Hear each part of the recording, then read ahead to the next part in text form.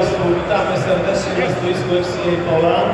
Witamy na polskiej flotowej premierze dwóch samochodów, na które długo oczekiwaliśmy. Ja się nazywam Rafał Czarnecki, mój kolega Martin Brzozowski reprezentuje dział sprzedaży flotowej FCA Poland.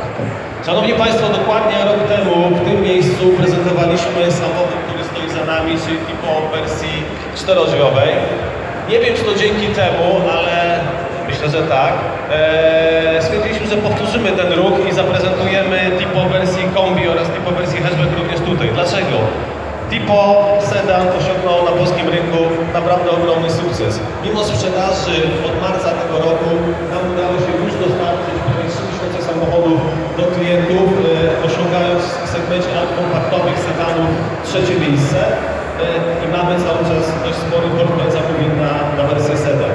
Natomiast wiemy, jak wygląda rynek samochodów kompaktowych w Polsce, a on wygląda tak, że większość klientów zdecydowanie też flotowych decyduje się na nadwozie hatchback, pięciodrzwiowy, jest station wagon czy kombi.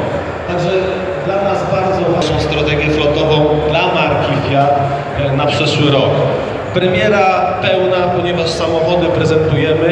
Dzisiaj również publikujemy ceny tych samochodów. No i tutaj kolejna miła niespodzianka, ponieważ ta strategia,